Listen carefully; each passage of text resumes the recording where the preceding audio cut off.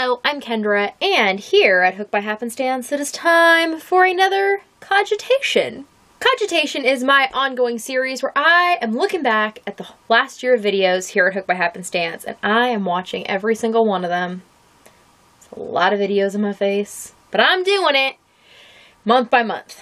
Well, this episode covers a month. So I have already done May and June of 2017. I am taking those videos, which I am watching, and I am translating it into a pattern for a wrap, wrapping my year up, so to speak. And actually, I'll be making it into a series of wrap patterns because as I have just finished July today, I have a good-sized wrap completed. So I'm going to end at the end of July's videos for this wrap and pick up August videos with a new one. So we're also going to go through and I'm going to discuss a little bit about what I noticed watching the videos, if there's anything that stood out to me that I learned from, things that I wanted to just talk about. So our July segment begins here with this chocolate brown stripe and runs to the end of the shawl. So the wrap in its entirety looks like this. I know, it's very long, but it's so smooshy, and it just has such a nice feel. I'm making this out of Loops and Threads Wool-like in a number of various colors, and you will notice that it's notable. A new color has been added to this section, and this time it's not a mistake. I had to add the white in previously to substitute for the golden yellow I began with because I could not gain access easily to more of that yarn. But we have added a charcoal color, and that is because we've added another type of video. Last July began our very first Freaker Frogs, which seemed to be a favorite of people, myself included, so that is notable. So we're going to just look in my notebook. Little dog chewed. Usually you dog ear pages. No, my dad's dog chewed the bottom instead, so now it looks super fancy. So, our overview of the July videos, there were 14 of them in a number of categories. There was 1 Speedy Stitches, 3 Etsy shop previews, 4 Makes Monday podcasts, 1 tutorial, 3 We Hook Wednesday pockets, and 2 Freaker Frogs. That amounted to about 126 minutes of content, or 2 hours and 6 minutes. So, let's just take a little peek at the notes I wrote and see if anything strikes my interest. I did actually write some quotes this time, so that is better than last month's.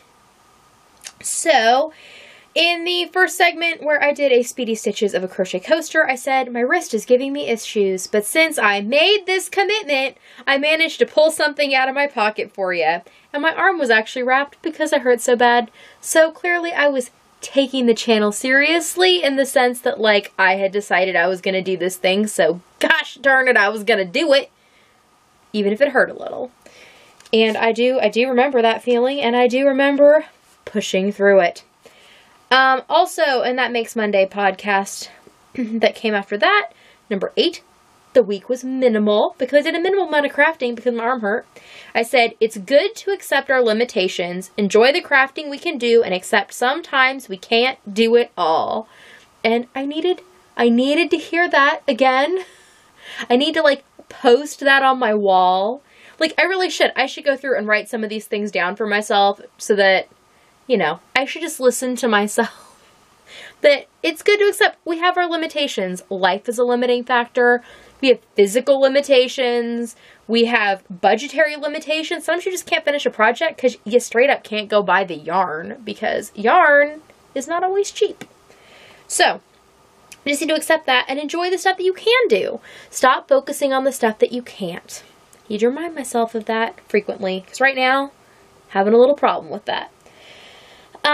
During the 4th of July that week, I did a full week of videos for Independence Day, so I did 7 videos in 7 days. That was it was a goal I set, and I'm fairly certain I did it. I also, last year, did a Stash Dive July, and I forgot that I did it till I watched these videos, and then I remembered, and I remember it being a really nice challenge. In the month of July, I bought no new yarn, and I bought no new fabric. So I forced myself to use only the things that I had to make things. Now, I did have some caveats. I remember if I needed, I was almost done with the project, I wasn't going to not finish it because I needed yarn, so I would buy more if I needed yarn to finish something that was already in progress. Also, if I needed like more interfacing to finish making bags, I wasn't going to not make bags because I needed to buy interfacing. But I used the fabrics that I had and I filled in with the pieces I needed to keep the shop running. So Stash Dive July, I think, might be a thing this year because I just remember it being a really good challenge and a good way for me to be creative in what I was making because I was using what I had. And not just, you know, getting excited by the new and shiny, but focusing on the stuff that's, you know, the old and non-illustrious. I don't know. The stuff that's already been here. The stuff you start to overlook. Then I had a tutorial. I made some coasters where I did use a cool technique that I like of holding crochet thread double with cotton yarn.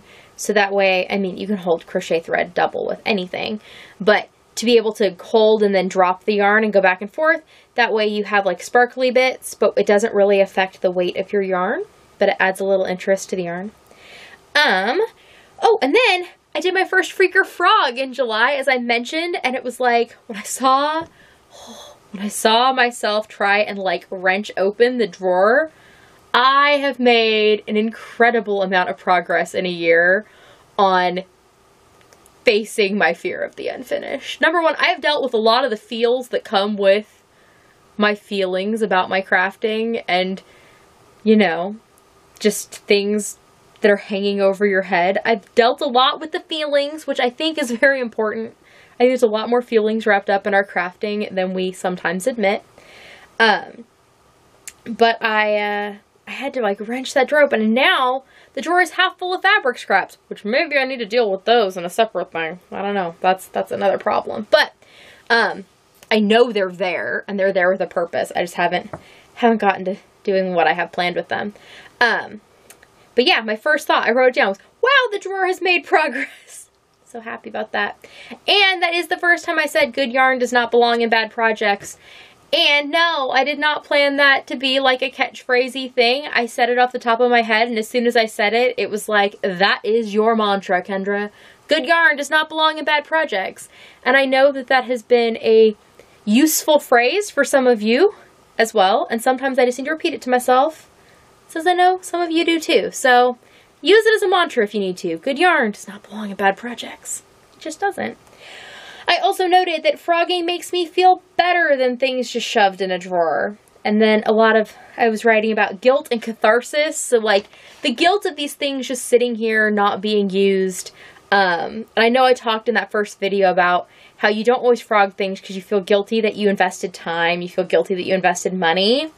But now I think I've come to the point in my thoughts on stuff in general that I feel more guilt in just letting good things sit unutilized than I do in like just cutting your losses. And usually I know I say that when I'm going to cut something off and throw it away, but you know, just cutting your losses on time and frogging things, or, you know, changing your plan for something, or just making better use of your energy. And not just the energy you would put into the project, but the energy you are now wasting feeling bad that the project's not done. Which, again, I explain these things and I say them out loud to you, and I should put a mirror behind you because it would really just save me time. I could just talk directly to myself. Instead, we do it in this weird through the camera thing, and then I watch it a year later and I feel like, wow, Kendra, you can impart a lot of knowledge to me, Kendra. Anyways, moving along through the month of videos. Is there anything? By pocket 8 of the We Hook Wednesday pockets, I said, this video is a little late, but sometimes life happens. And I realized during that month and in the months that have followed that life happens a lot. Especially when you're in, like, I have kids and a family and, like, things happen. And I do not get paid to do this, so I don't have to show up and do this in the way that one would if they were getting paid.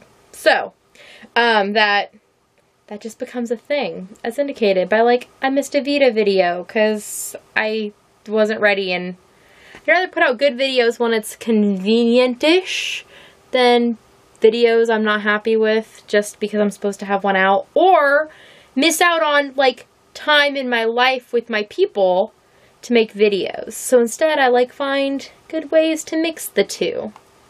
It's all a balancing act. Sometimes you fall. But so far, at least today, doing okay. That's why I'm filming this at midnight, because everybody's asleep. So, yeah. Okay, then we did another Freaker Frog, where I Freaker Frogged a bunch of things. Actually, that one was kind of a mixed bag of putting things on my hook and frogging. And I said, if you're not going to finish it, accept it, frog it, and move on. I think there's a lot of that. We need to accept things, get rid of them, and then be okay with the fact that we did that. I did some more shop previews. I've made a lot of bags during this time, especially for the fact my arm was still a little iffy for a while. I skipped a week of Makes Monday videos because there was pre-fair judging for the fair, and it was our first year doing that, so turned out to be a lot more work with my kid the week before the fair. I didn't know that. This year I'm more prepared, both to get things done in advance, and also we have, like, blacked out the week before pre-fair judging in our life. Like, legit, we told everybody in our family that we were, like, completely unavailable because we're gonna be, like, neck deep in fair. That's just what's gonna happen. And this year there probably won't be a Makes Monday that week either. I'm just accepting it. But it did make for, like, a 30-minute episode the next week of Makes Monday, where I showed you everything that entered in the fair, even things I had finished earlier in the year. I don't know how it's going to go this year because I might be entering things I've already showed you. Most of the things were things I had completed before I started this channel, so anyways. I went through everything last year, and I know a lot of people like that episode, so that's good. And then we Hook Wednesday pouch, another shop preview, and then there was a Makes Monday episode that was kind of short. I only had one thing on and one thing off my hook, which is a very light load for me, but that's because I was really busy and I was getting ready to go to California, because it seems like, you know, I'm there a lot. So, or at least I have been in the last year. So, that is kind of the overview of everything, and just to give you another little look at the wrap and look at how that works out. These brown stripes are for the Speedy Stitches or random videos that come up. Then these white ones and the yellow ones also are shop previews. And so the stitch pattern is based on how many bags I put up, or toys, or whatever. How many things I put into the Etsy store on each update. So you can see there's varying sizes of the white stripes. And there's actually different stitching within the stripes that delineates what specific items went up. And then these burgundy sections are tutorials and the We Hook Wednesdays. And all We Hook Wednesday pouches are actually, there is a segment that is patterned, and it is based on the pattern for that particular pouch for that particular week. So each of the burgundy segments so far is different. And the ones that were for the tutorial, they actually are based off of the stitch pattern I chose is based off the patterning in the item that I tutorialed. And then Freaker Frogs are these gray segments, and each one of them begins with this this little, I don't know, pattern that I came up with. And then afterwards, there is a row for each item. And depending on whether it was freaked out and added to my hook, it gets a solid because it's going to get finished. And if I frogged it, it gets holes in it, so it gets the little eyelet-y section. So you can see that I was doing some massive Freaker Frogs. I know that as the year goes on, I stop attacking like areas. When I started Freaker Frog, it was because I was trying to move things into my office here.